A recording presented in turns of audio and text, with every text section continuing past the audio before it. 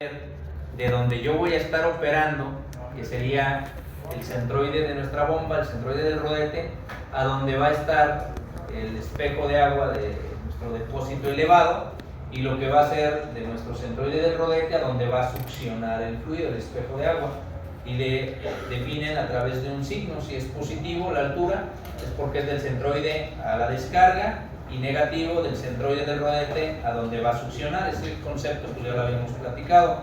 Los ejercicios que aquí vamos a ver, que son dos solamente, lo que nos interesa es lo que ocurre de la succión al centroide del rodete, es la línea que puse ahí en azul.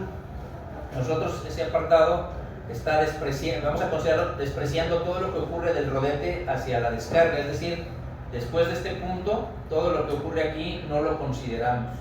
Por eso decimos que solo es de la succión al rodete, ¿vale? Y también considerar que aquí ocurre una presión atmosférica, ya lo dijimos. Importante esto porque estamos hablando del tema de cavitación. Si yo no considero que la presión es atmosférica, entonces ¿qué va a ocurrir si estuviera revisando en un contenedor cerrado?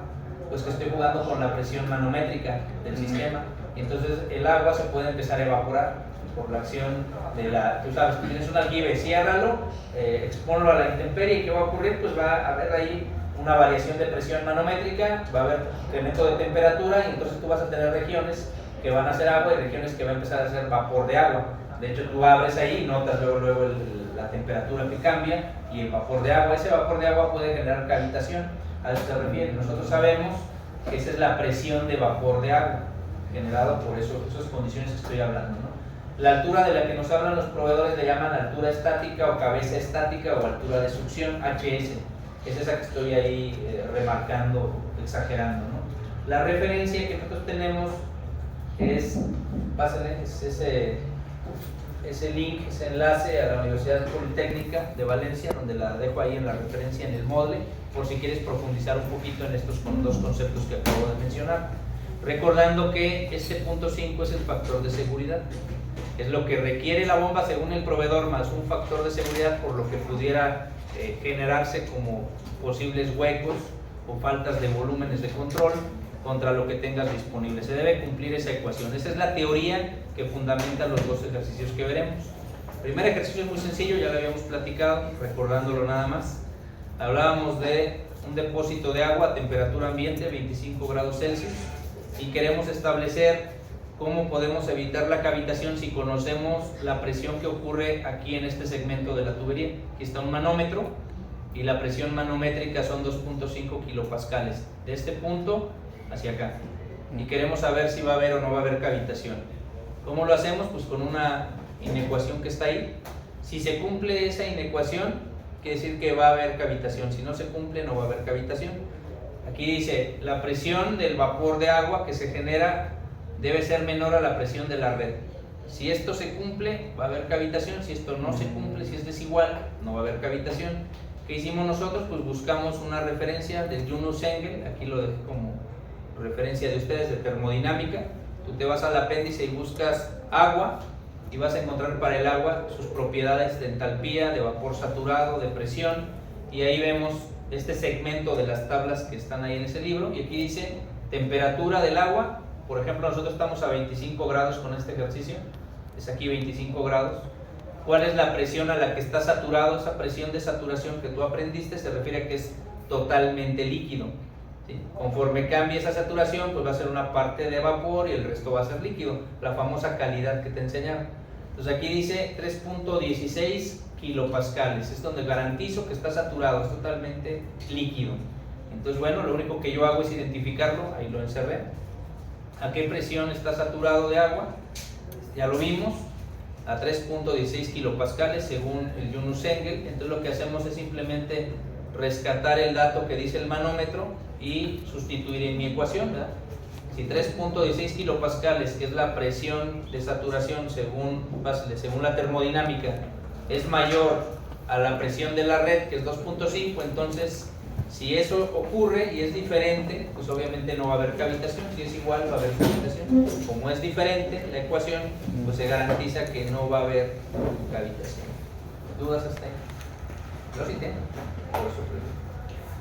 Pues estoy creyendo al Yunus Engel, que le está diciendo que a esa temperatura y esa presión.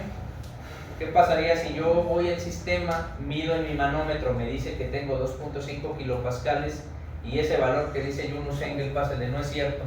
¿En qué condiciones no sería cierto eso que dice Yunus Engel? Unas normales, ¿no? Sí. ¿Perdón? En condiciones normales.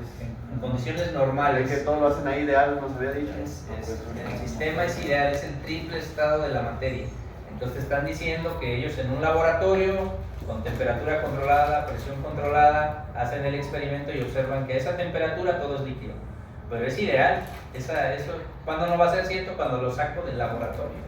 Entonces ese es mi límite de control, ese valor, ¿no? Entonces hay que tener cuidado con lo que nos dice el Yunus, porque es ideal. Si yo lo saco de ese sistema, pues ya no es cierto.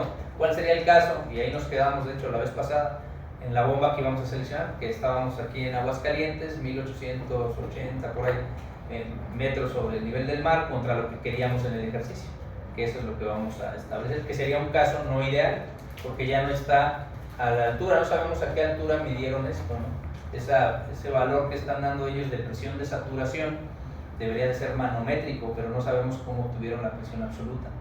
Es un dato que no conocemos, creemos en lo que dice Yunus Engel, ¿no? En ese ejercicio. Bueno, ese sería el caso, y el siguiente sería, que de hecho fue en el que nos quedamos. Tenemos una bomba centrífuga que tiene agua a menos 15 grados, ya no es estándar, es agua fría. Menos 15 grados, 25 litros sobre segundo, ese es el caudal. Y dice que se encuentra a 2.500 metros sobre el nivel del mar, más alto que Aguascalientes, que es 1.885, dependiendo del municipio, ¿no? Si es Tepesalá, el más alto que tienen aquí en Aguascalientes, ¿no? Entonces, tenemos el diámetro de succión, o el niple de succión que le llaman, donde conectan la bomba, a 0.2 metros, y nos dice, según el proveedor de la bomba, cuál es la altura requerida, la altura de cabeza que mencionamos al inicio, 2.5 metros columna de agua. Aunque no lo diga, sabemos que es columna de agua.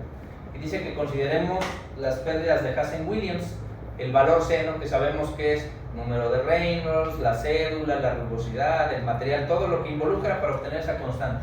Y quieren saber a qué altura puedo yo poner, o más bien a qué profundidad debo poner el filtro, es la altura de succión de la bomba a donde va a succionar el agua. ¿Cuál es lo más que le puedo poner? Esa es la pregunta. Entonces, bueno, para responder a eso, recordábamos un poquito la teoría que ya sabíamos. Tendríamos que establecer cuáles son las pérdidas por fricción según Hazen-Williams. Estas variables pues ya las conocemos todas. Podríamos establecer de Darcy-Weisbach estas variables, que pues, es hasta ocioso hacerlo, ¿no? Sabemos que es velocidad, su constante de fricción, la longitud de la tubería, el diámetro de la tubería, la pérdida por fricción de la tubería o la rugosidad, la longitud de la tubería, el diámetro, la velocidad lineal del flujo y la gravedad. Y si me quiero ir más a detalle, todo eso ya lo viste, pues tú ya sabes a qué es igual la famosa C, la constante de pérdidas, ¿no? Que nos dice aquí Hazen-Williams. Dice que es una razón de proporción del diámetro por la velocidad, por el número de Reynolds, por la fricción. Y todo eso pues ya lo conocemos.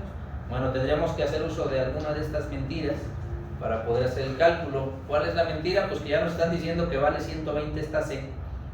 Es decir, que se obviaron darnos el diámetro, la velocidad lineal del fluido, el número de Reynolds al que está operando y las pérdidas por fricción. Ya nos dieron el valor de C, aquí está, 120. Entonces esto pues ya no lo obviaron, ¿verdad? Ya lo sabemos. Bueno, esperemos que siempre lo sepamos, ¿verdad? Porque si no... Bueno, con ese dato yo podría inferir de qué material es.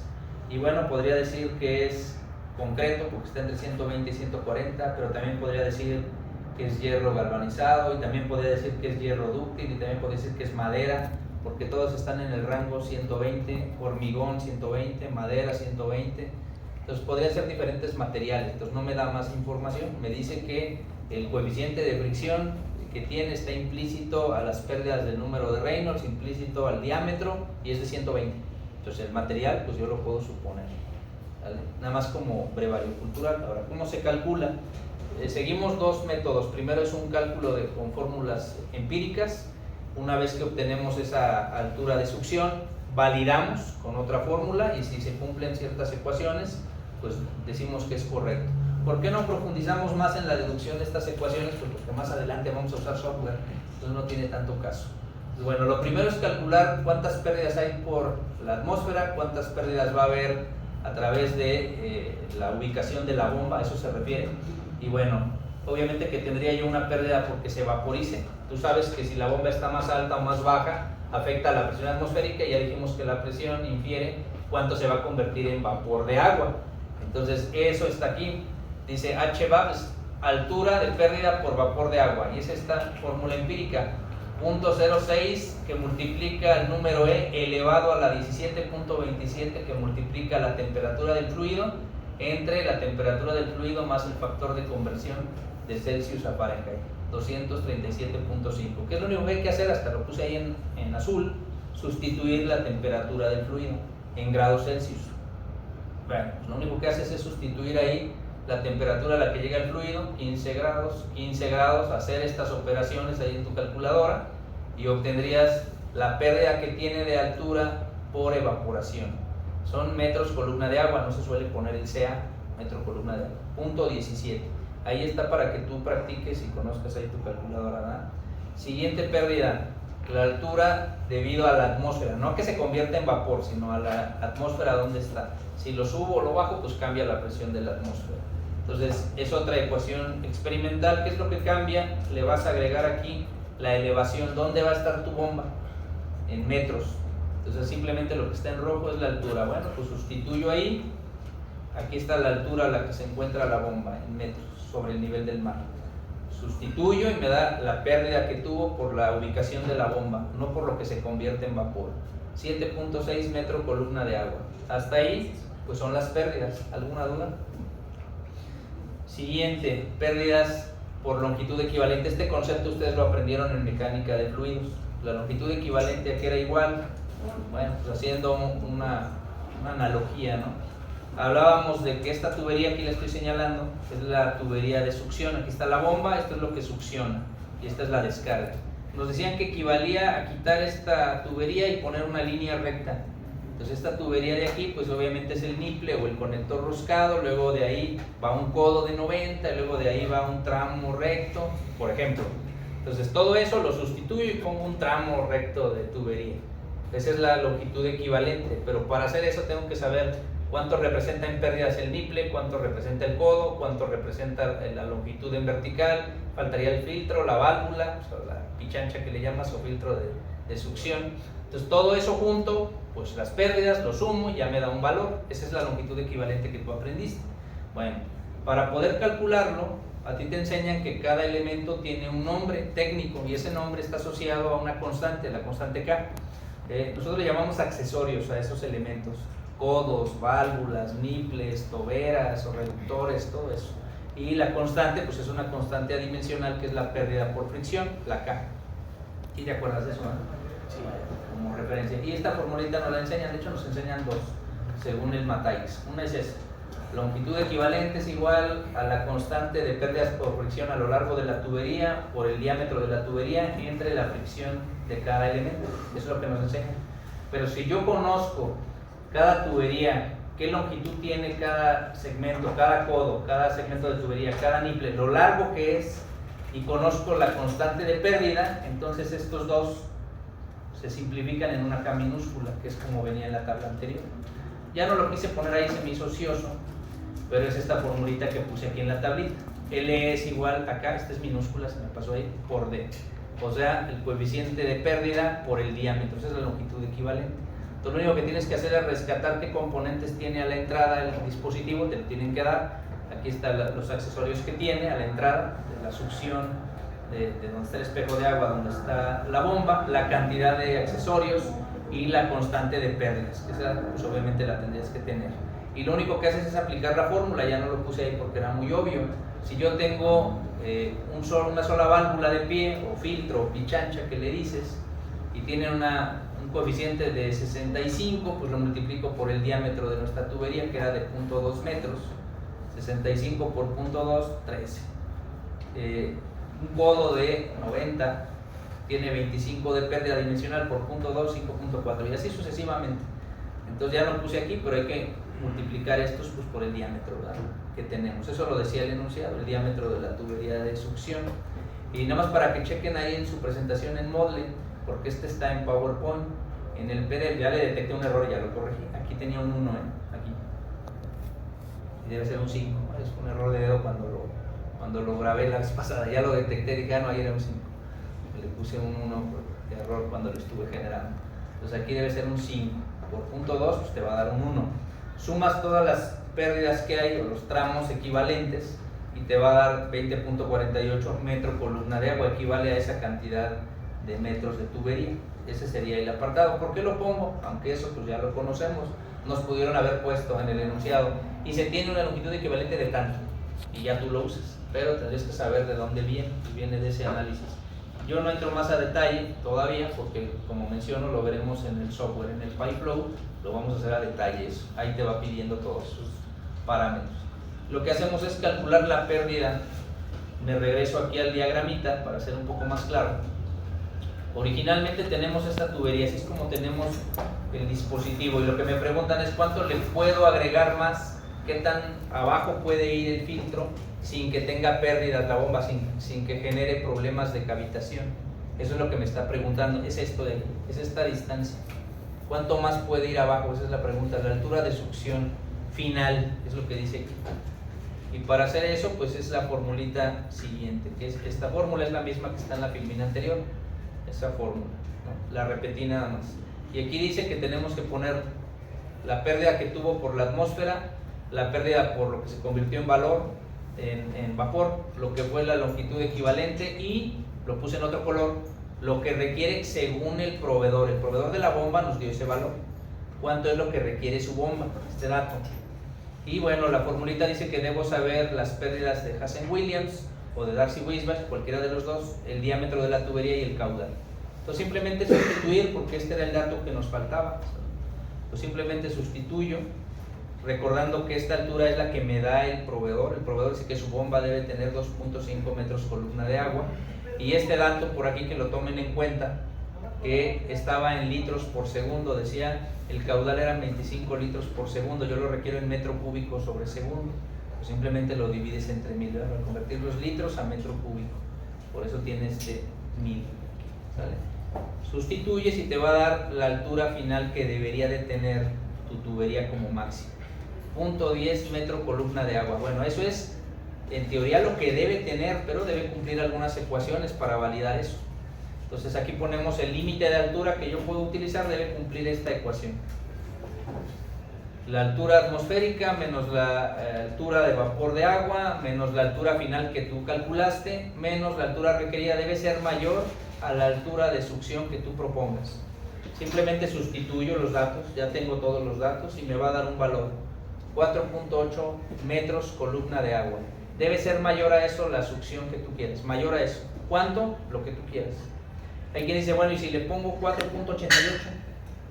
Bueno, pues lo puedes hacer, nada más que tienes que validarlo. Tiene que ser un valor mayor a este y validarlo con otra forma. Y bueno, yo tomo ahí lo puse en la presentación, es la condición admisible mínima para que cumpla los requisitos del proveedor y lo que nosotros estamos proponiendo como accesorios de entrada y que no haya cavitación. Realmente lo diferente de este ejercicio es que cumplas que no haya cavitación, es lo que quieres garantizar. Entonces bueno, lo que hacemos nosotros es proponer, yo aquí propongo un valor que sea, dije mayor, es menor a ese. 4.5 pásale. Normalmente se acostumbra utilizar valores enteros o fracciones por mitad. O sea, puedes utilizar 4, 4.5, pero no se acostumbra a poner 4.75, 4.35, no, valores enteros o mitades. Así se acostumbra, pero es libre, tú puedes hacer lo que tú quieres. Propones, debes de proponer un valor que cumpla esta ecuación, el que tú quieras. Y luego tienes que validarlo con una ecuación muy similar a esta, pero ya no está en función del vapor ni de la atmósfera, está en función de la altura que propusiste y de la longitud equivalente. Y eso dice aquí, recálculo de la pérdida o validación, también le pude haber puesto así, y es esta formulita que está ahí. ¿Qué cambió? La altura que tú propusiste y la longitud equivalente. Lo demás son las variables que ya te daba el enunciado. Sustituyo ahí. Este es el que nosotros propusimos ahorita, 4.5. Este es el valor que ya teníamos de longitud equivalente, que me lo pudieron haber dado en el enunciado. Y lo que son las pérdidas por fricción, el diámetro de la tubería y el caudal en metro cúbico segundo. Hago mi cálculo y me dice que la altura final de succión debe ser .1028. Entonces no me dio el dato anterior que yo tenía, ya hubo una variación y es obvia, yo modifiqué el valor, no fueron 4.8, fueron 4.5, va a variar. La pregunta es, ¿esa variación afecta el resultado de cómo opera? Bueno, pues para eso hay una última ecuación, esta ecuación. La altura disponible, hablábamos de altura requerida, ahora es disponible. La altura disponible, ¿a qué es igual? La altura atmosférica menos la altura de vapor de agua, menos la altura final, menos la altura de succión. Entonces yo ya puedo sustituir todas las variables que ya tengo y voy a obtener un resultado. Ese resultado debe cumplirse contra lo que decía el proveedor al inicio. Entonces lo único que tengo que hacer es revisar cuánto decía el proveedor al inicio y cuánto es lo que yo tengo. Decía 2.5 al inicio, el proveedor de la bomba, y nosotros tenemos 2.88. Entonces ya se cumple el sistema. Hay un rango entre uno y otro, una diferencia, sí, 0.5 de lo que te dio el proveedor. Ya lo había puesto yo al inicio del tema. ¿Sale? Entonces ahí ya cumplimos. Todo esto me lo puedo ahorrar si sé manipular el software, ¿verdad? Me ahorro todo este análisis. Si te fijaste, es muy sencillo, nada más que es muy laborioso. Tienes que proponer la altura. Así es como garantizas que no haya cavitación. ¿Dudas, compañero? ¿El NPCH disponible es el mismo que las nomenclaturas vienen como NPCH-A? Sí, de admisión, que llaman ellos. ¿Sí? De hecho, vamos a ver, más adelante en el programa lo vamos a especificar cómo le llaman los proveedores, porque por eso uso Granfos, por eso uso el PyFlow. Ahorita voy a mostrar un poquito de eso y ahí van a ver las diferentes nomenclaturas. ¿Vale? Pero sí, esa es la teoría básica. Y que dice, bueno, ¿y por qué vemos pues la teoría se puede hacer con software? Pues porque algo debe quedar en tu subconsciente para que tengas una idea de lo que estás hablando. Que si no, vas a entrar al programa y vas a ver que los programas, entre más complejos son, más evitan información, porque ya el que lo va a usar ya es ingeniero. Y entre más sencillos son, vienen con tutoriales y te explican estos conceptos, aunque muy generales, para que tengas una idea cuando entras a ellos. Entonces ahí te das cuenta de que sí necesitabas la teoría para entenderle un poco, al menos a lo básico, ¿no? Ahorita me voy a adelantar un poquito para explicar esa parte del software, que eso ya lo estaremos viendo en cuanto terminemos el siguiente subtema. Pero en el software, ¿cuáles vamos a usar? Porque me lo han preguntado. Voy a usar Inopax, que es un sistema de bombas en línea. Voy a usar Grundfos, europeo, también en línea, para selección de bombas. Y ahí va a venir. Este no lo voy a usar, también es europeo, este es español, pero no lo voy a usar, me lo voy a brincar porque prefiero dedicarle más tiempo a EPANET. Ese ya lo vimos, sí, pero no lo hemos visto desde el punto de vista de bombas en serie y paralela. Y vamos a ver PyFlow, que se calcula todo lo que vimos en este último apartado de cavitación. Todo eso es lo que vamos a ver. Y obviamente SolidWorks, ¿verdad?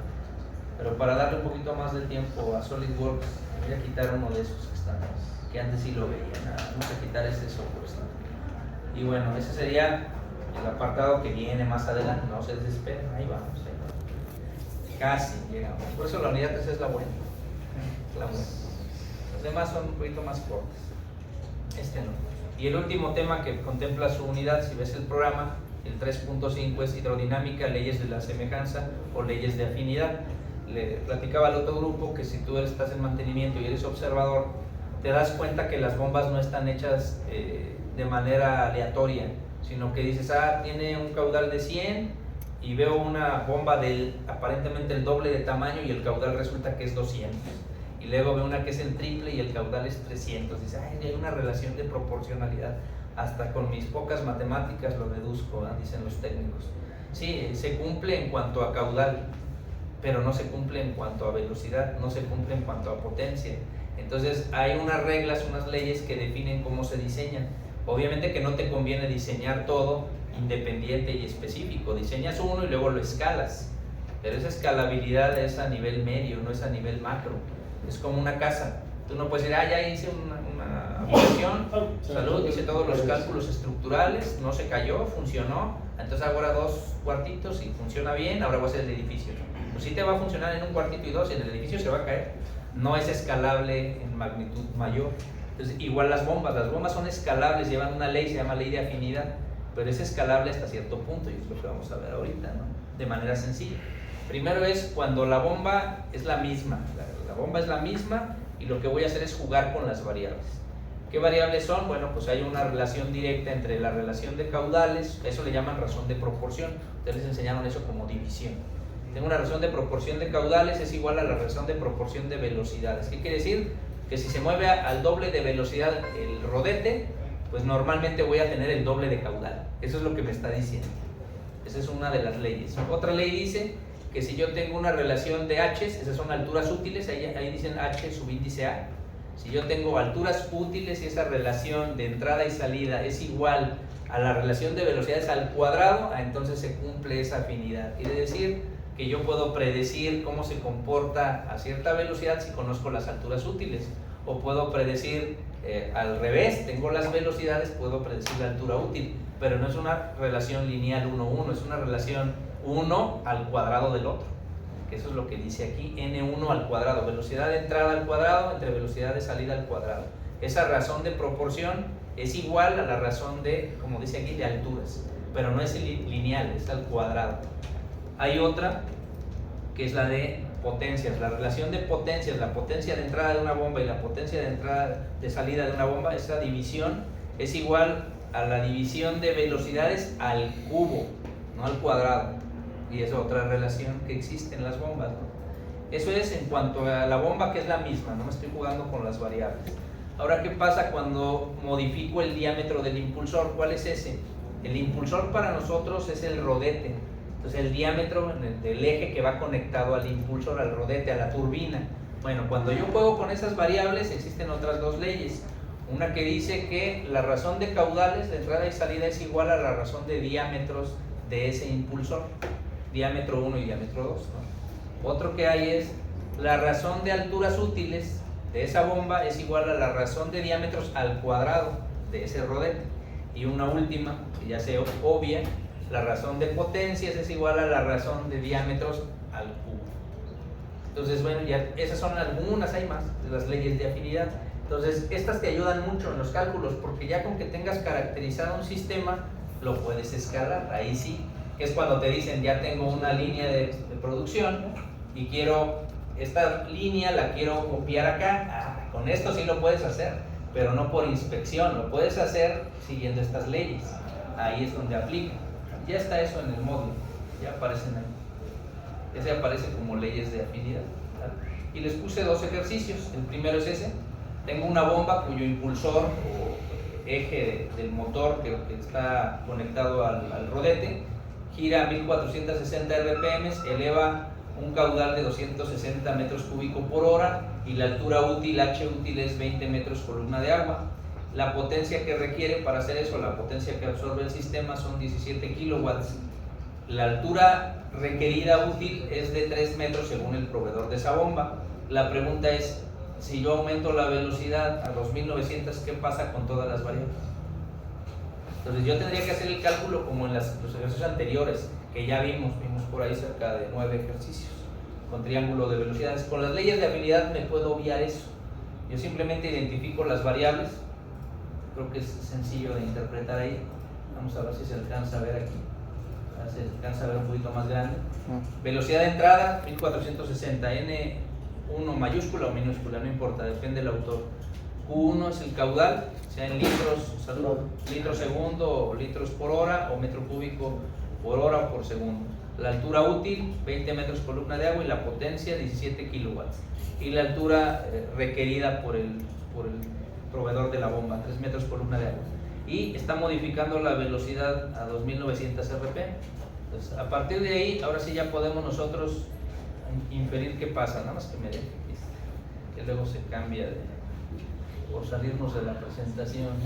Esperemos que quiera. Ahí está. De hecho, la vez pasada, no sé si se fijaron, pero no nos permitió compartir la presentación con animaciones. ¿A qué se debe? Quién sabe, desconozco ese por qué fue. Igual me pasó con el grupo de aquel lado, pero bueno, ahí va. Si no, pues ni modo, sin la animación, decía la antigüedad. Pero bueno, vamos en esta parte. Lo que hacemos nosotros ya es muy sencillo. Primero calculamos, igual que en los mecanismos, una relación de velocidades: velocidad inicial y velocidad final, la que modificó.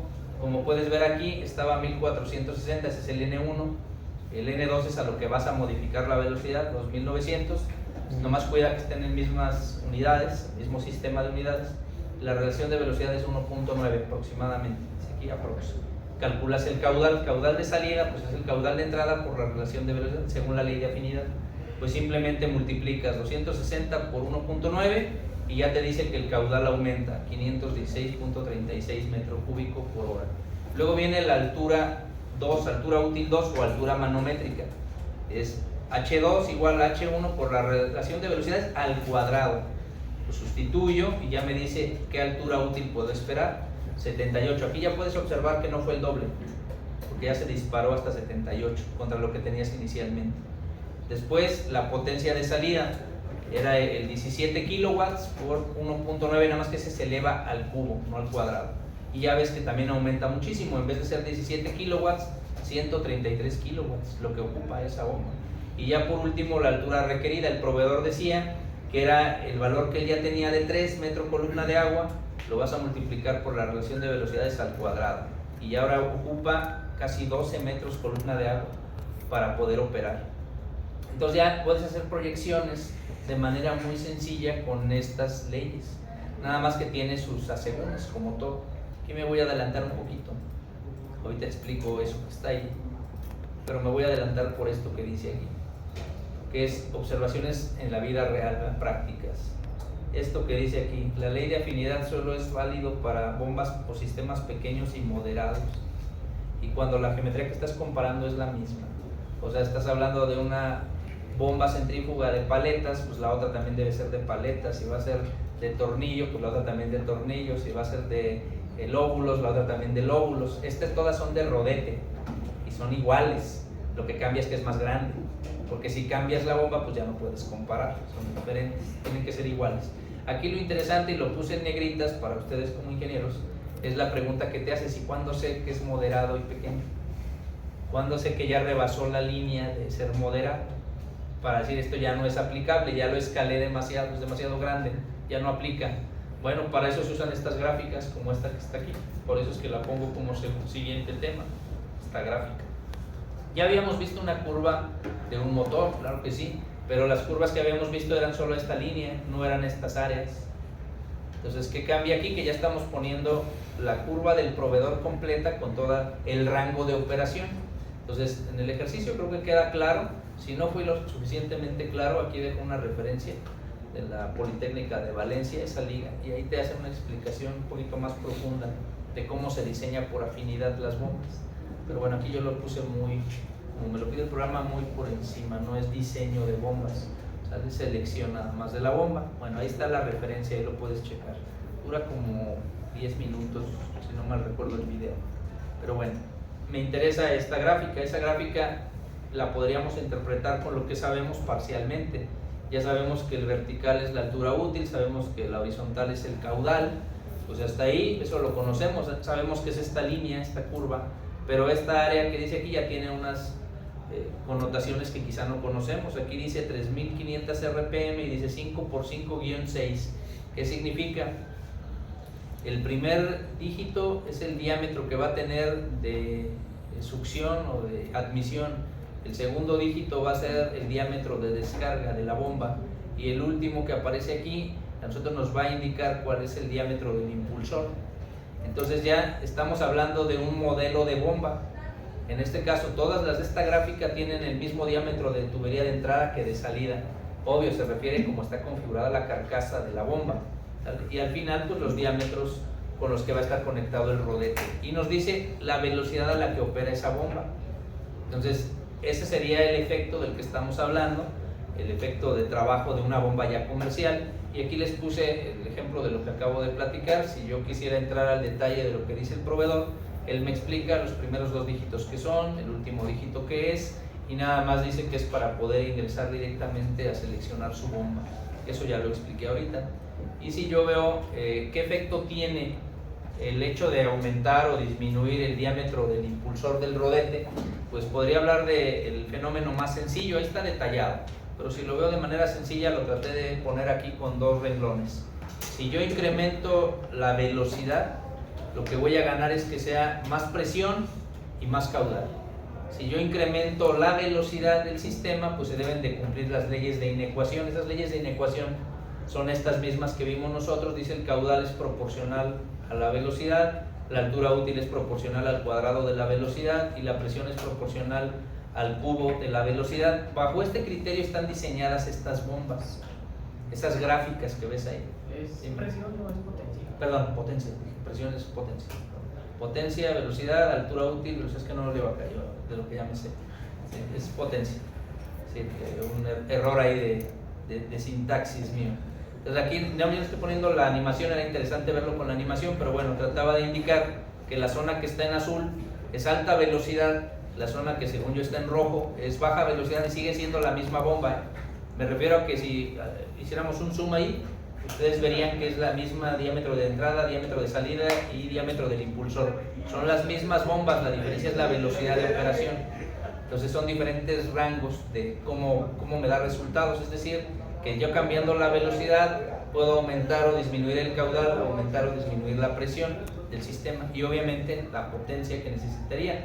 Lo que quiero explicar ahí con eso es que están construidas en base a la afinidad. Así las construyeron, son familia de bombas en base a afinidad, no están hechas aleatorias, están hechas bajo ese sistema. Claro, las bombas comerciales, si tú hablas de una bomba especial, que les daba el ejemplo en el otro grupo a Ponce, que él quería una bomba para dosificar refrescos. Digo, esa bomba es una bomba hiperestática, no es una bomba de este tipo. Entonces es un sistema diferente, porque estás hablando de refresco, tiene azúcar, tiene gas, no es agua lo que estás dosificando, entonces es diferente la bomba. Entonces sería un criterio diferente de diseño, pero las bombas, las que estamos hablando, centrífugas, siguen este criterio. Y les puse por ahí un cálculo muy sencillo. Dice ahí, quiero comparar una bomba gira a 1750 RPM, tiene una potencia necesaria para trabajar de 2 HP, y lo que quiero hacer es aumentar la velocidad, que en vez de 1750 sea 3500 RPM, es decir, el doble. Y quiero saber qué pasa con la potencia, qué pasa con la presión, qué pasa con el caudal y qué pasa con la altura. Pues siguiendo las leyes de afinidad es muy sencillo. Si yo conozco cómo se comporta la bomba al inicio, pues simplemente calculo la relación de velocidades, es el doble, y aplico las fórmulas. Quiero saber el caudal de salida, pues multiplico por 2, que es la relación de velocidades, y ya dijimos que sí es el doble del caudal, porque es lineal la fórmula de afinidad. Pero si yo veo el siguiente cálculo, que es la altura útil, pues ya no es lineal, es al cuadrado. Tomo el valor de la relación de velocidades, lo elevo al cuadrado, que es ese valor de 2, el doble de velocidad, lo elevo al cuadrado es 4, por la altura útil ya no fueron 10, el doble son 20, ¿no? Ya fue 10 por 4, 40, son 4 veces más la altura útil que va a generar, pero la potencia es la relación de velocidades al cubo, entonces ya necesito una potencia en vez de 2 HP, 16 HP. Y esta son dos bombas exactamente iguales, ¿sí? Me refiero cumpliendo las leyes de afinidad. El mismo proveedor me está dando una aquí, esta es la de 1750, esta es la de 3000, que me está dando el de 3500, estas dos. ¿Y qué cambia? Aquí les traté de indicar, lástima que no nos permitió la presentación, pero bueno, me indica la altura útil, el caudal, la altura útil, el caudal en rojo y en azul.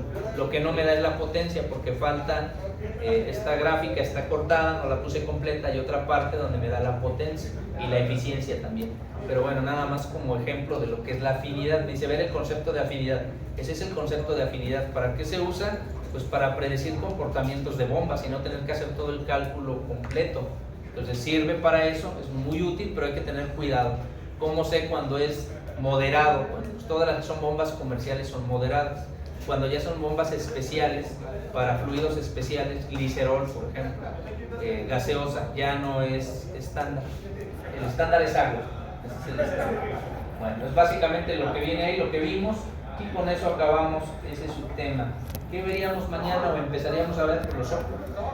Lo vamos a empezar a mostrar, no todos, pero empezamos a ver, quizá alcanzamos dos de ellos, a verlos cómo se selecciona una bomba, como les mostré ahí, en Bronfos, cómo se selecciona en cualquiera de los otros en línea. Por eso voy a dejar aquí abierta la página, porque la red de aquí no ayuda mucho, pero igualmente pues les voy mostrando cuáles son los pasos que yo sigo para selección. Sirve que veo que tanto se modernizó, porque van cambiando las plataformas los proveedores, como son en línea.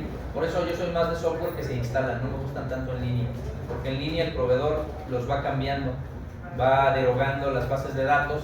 Entonces de una bomba que existía hace un año y al año siguiente esa bomba a lo mejor ya no está, ya es otra, y ya cambian los rangos, porque pues es como los carros, van vendiendo modelos diferentes, y eso es lo que ocurre. Cuando tú instalabas tus programas, pues te quedabas con la base de datos, y ahora ya dices, ese ya está derogado, ya no existe, ya no lo puedes encontrar.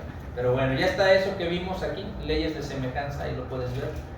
Todavía estoy en espera de que nos digan si se autoriza la visita que solicitamos. Hay una visita que se solicitó para esta materia, no sé si se va a autorizar o no por parte de la empresa, en este caso es el INAHUA. Me interesa que vayan a conocer un cuarto de bombas, cómo opera, cómo es. Entonces, la vez pasada sí se autorizó, yo no fui porque cuando se autorizó la visita, yo salí a Ciudad de México a una comisión y los llevó el Inge Eleazar. Fue a ver esa visita por mí y ya yo no fui. Pero bueno, esta ocasión se solicitó, ya nos dice vinculación que ya se autorizó por parte de la institución. Ahora falta ver si la institución, aquí me refiero a su dirección de aquí, ahora falta ver en este caso con INAHUA, con gobierno del estado, si autorizan y en qué fecha, cómo estaría el proceso. Y